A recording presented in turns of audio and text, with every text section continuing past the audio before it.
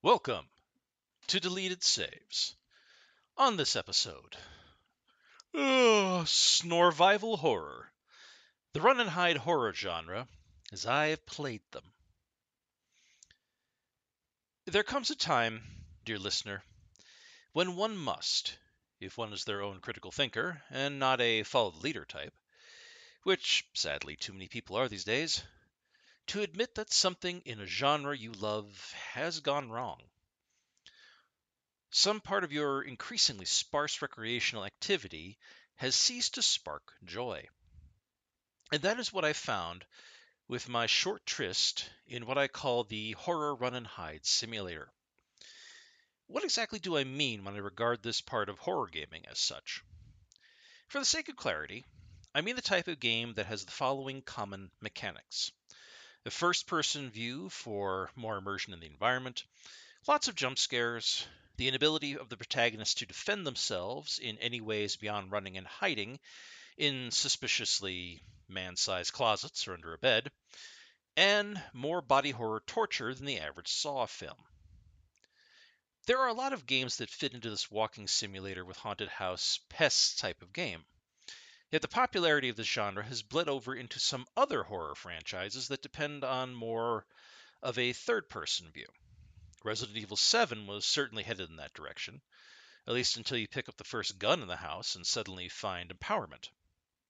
The Evil Within certainly had its closet hiding mechanic until it ditches that bullshit about halfway through the game for run and gun action horror.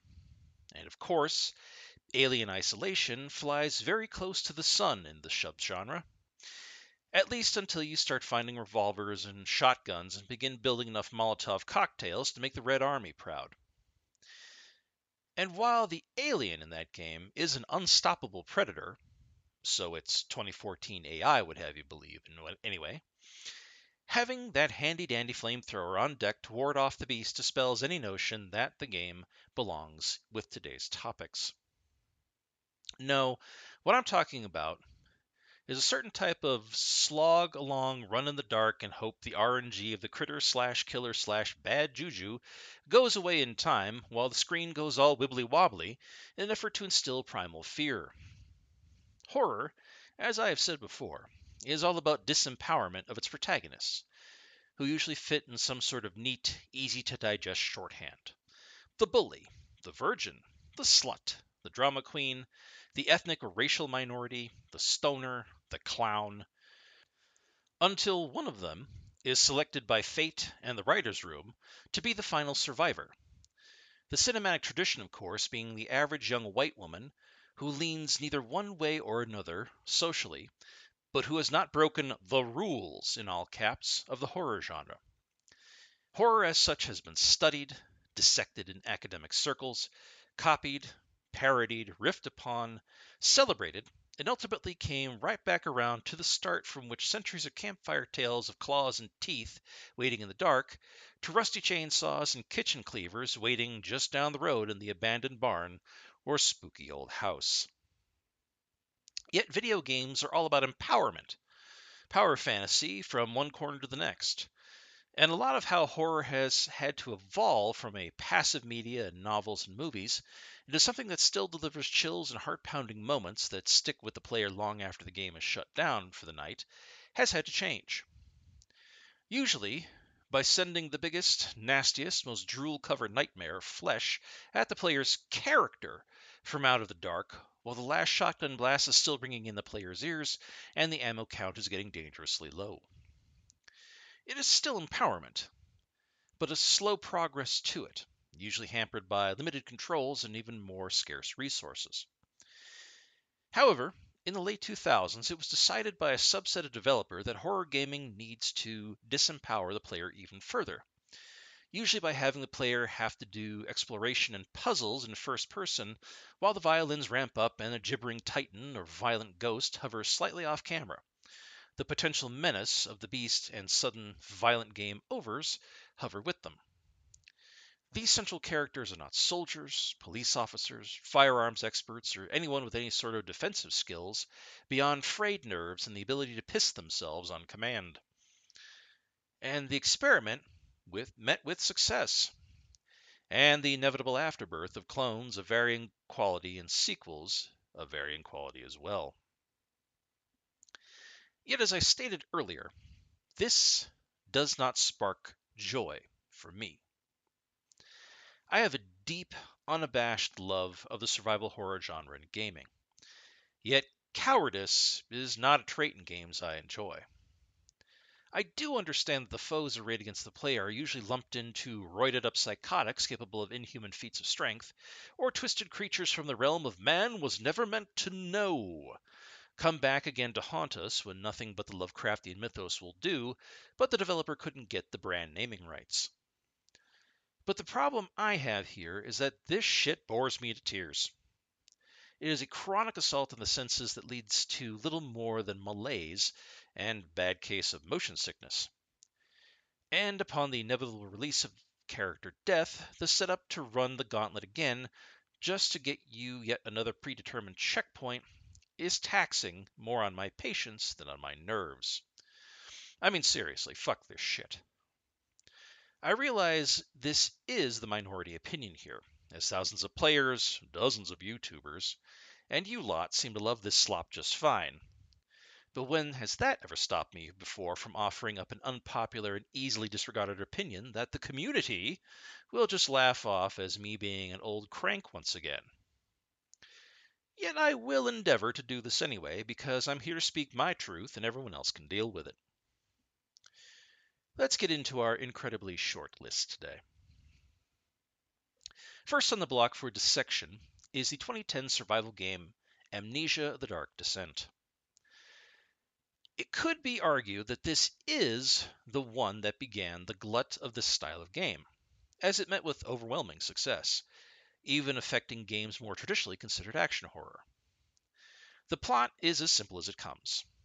In 1839, a young man believed to be named Daniel awakens in a dark, scary castle on a dark and stormy night, with no memory of who he is, and the fear that some entity is hunting him within the walls of Brennenburg Castle in Prussia.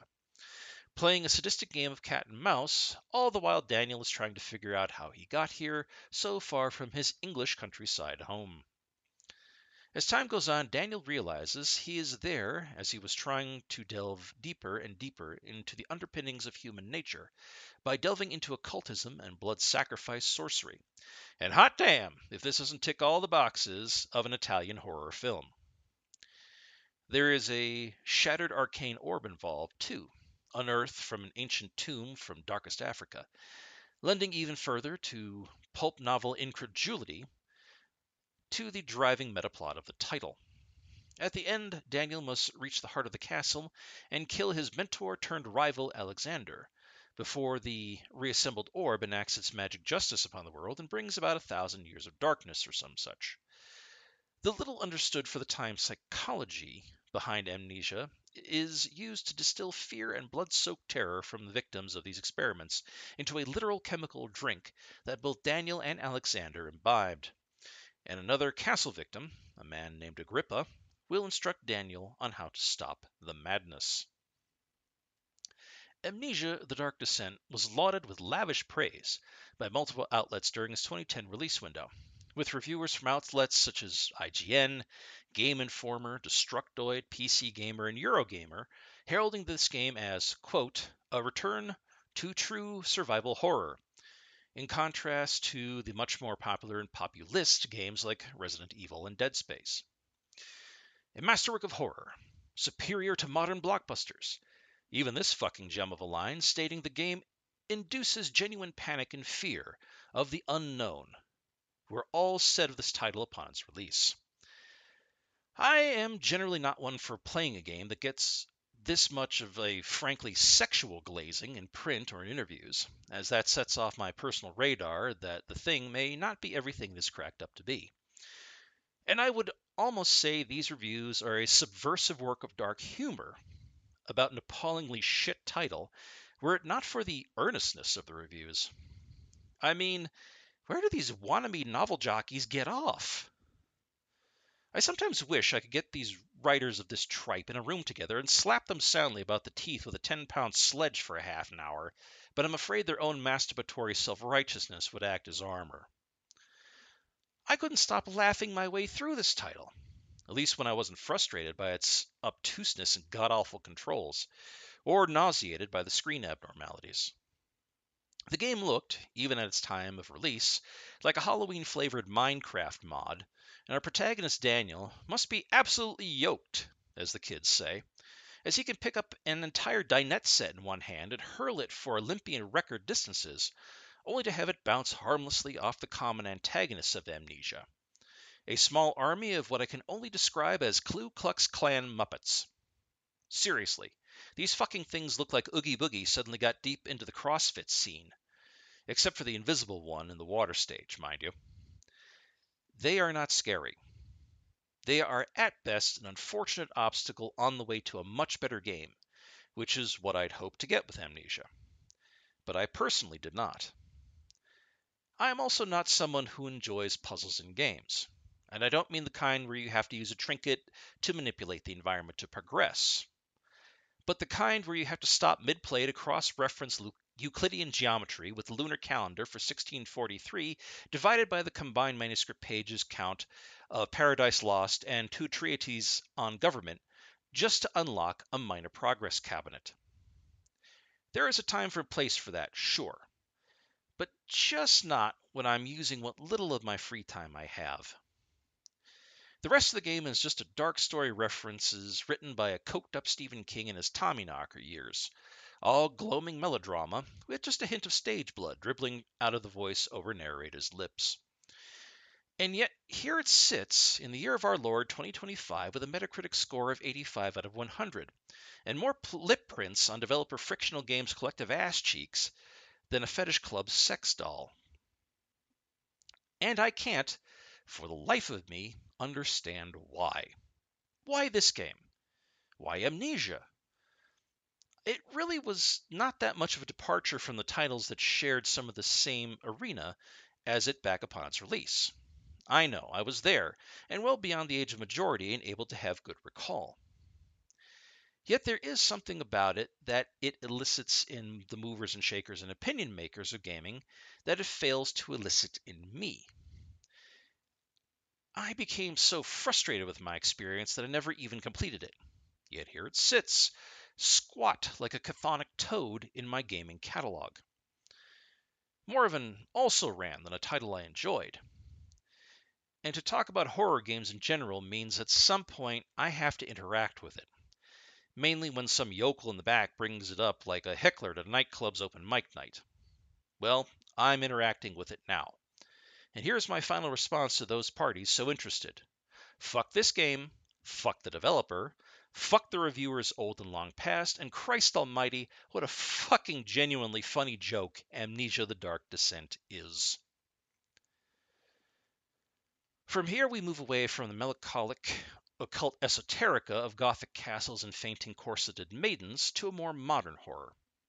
Corporate horror, where the monster is not something out of space and time, but the product of an unthinking, uncaring private company bureaucracy in search of an edge in the corporate world, this time in weapons research.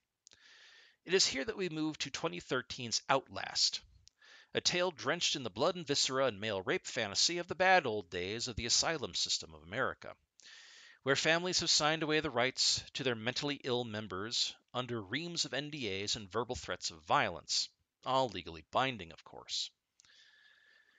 We have traded the castle for the spooky mansion, except this mansion is 4 stories and 6 city blocks of living hell, bound up in a prison, offices full of the hum of computer towers and blinking phones, murder houses disguised as therapy suites, and the goddamn ever-present threat of getting lost in a maze of the same 3 decaying rooms and hallways while a horde of Bill Moseley and Michael Berryman cosplayers chase after you with cleaver in hand and John Holmes' penis on full display.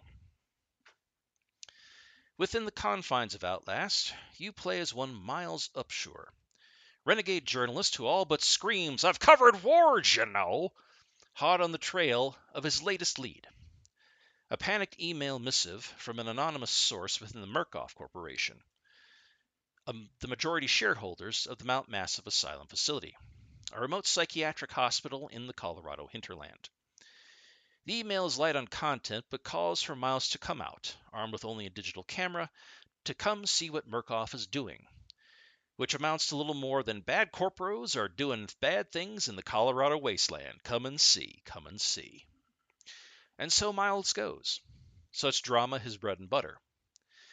And little does he know, on this also dark and stormy night, what awaits him as he breaks into a suspiciously quiet and privately militarily armed building in the middle of nowhere.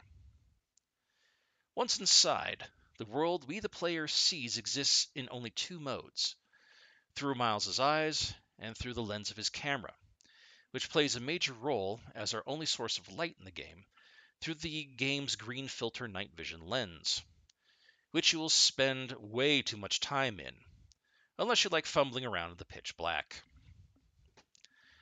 Like Daniel in Amnesia, Miles is utterly defenseless, only able to hide in lockers and under beds, while the insane and chemically manipulated hunt him once seen until they lose track of him and get bored or tied up in their delusions.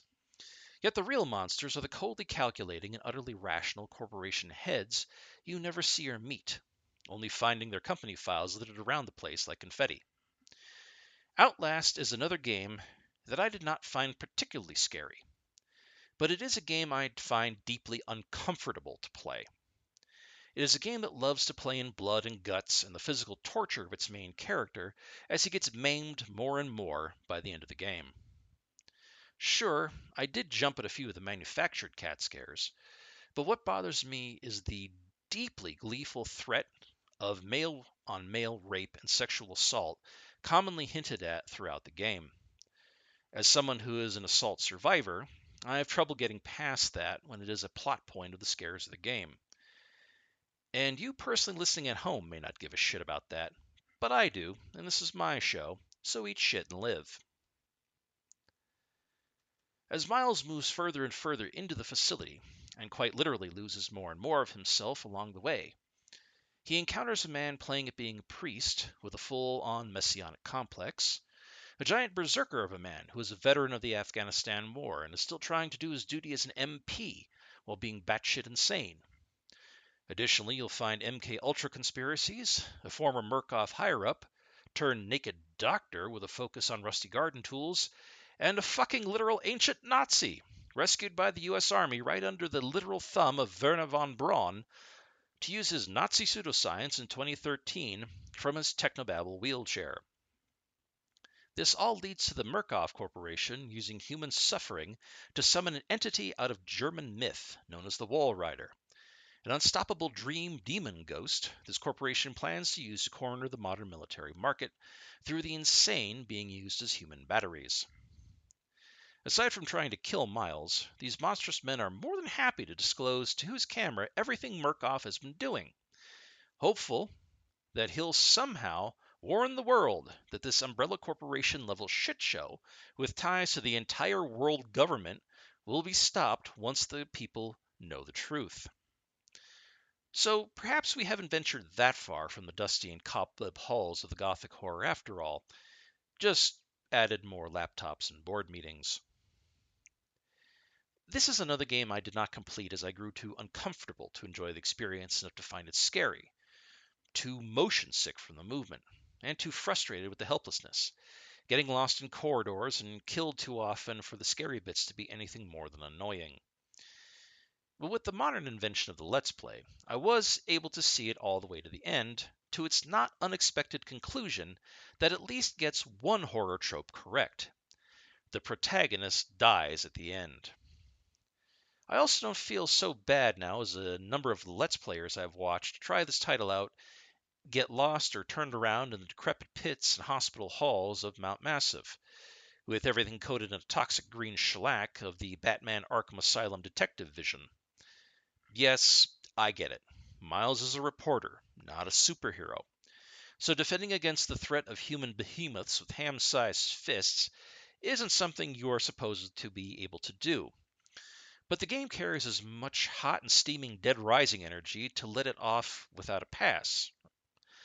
Except with more gross male nudity and a lot less campy fun. In the end, I had to set Outlast aside because I wasn't having any fun. I wasn't struck by fits of the giggles like I was with Amnesia, but more from the desperate sadness of the frankly darkly humorous story files and odd, jittery tempo of the game. Funny to say for a horror game where jitters are the point, but I let it stand. And of course, the persistent rape fantasy. This just isn't a game for me. And while I don't garner, and while it didn't garner as much praise as Amnesia did, it is another one of these titles that is popular for reasons I do not see. This is not a game for a good scare, but more one to play if you want to stew in a bleak, depressive mood for an hour or two afterward. And if that is your kind of fun, who am I to tell you otherwise? And this is about where I tapped out of the run and hide scary survival sim. While both games are survival horror in a strict definition of the term, they are ones I simply didn't enjoy, while the gaming world around me treated them, for their time, like the second coming. Maybe I'm the heathen, the weird digital Luddite, who prefers his evil residences and lone dead space stations and sad dad less than quiet hillocks. But I can at least say I enjoyed my time there and felt it was time well spent. And I know there were multiple Amnesia sequels and Outlast sequels and spin offs, and other games like Layers of Fear or Soma got their start due to these titles. Or hell, even PT used this style of game to be even more effective than its originators, until we all found out it was supposed to be a Silent Hill game and likely returned to its old gameplay standards. But that's just conjecture on my part. But I had to speak my truth here. I don't like to shit on games or game subgenres for fun, despite what people may think. But in stark contrast to the many, I think this type of walking simulator horror game is a misuse of the medium as it exists and is available to us in video games. I think there are better ways to use disempowerment to thrill and scare the player out there of what is what you want to use as a developer, other than, well, this. I don't understand gamers sometimes, but I don't have to. I only need to know that I'm not a fan of this type of game. But still, I feel I am beholden to talking about these games if I'm going to keep talking about macabre genres and games themselves. So there you go. Not games for me, but if they were for you, awesome. Thank you for listening. Deleted Saves would like to thank Brad, Keith Casper, Orden Wells, Mass Llama, and Martin Kibel for being patrons of the show. If you would like to become a patron of the show, please go to patreon.com and check out Deleted Saves podcast. All donations go directly towards maintaining the show itself. Thank you.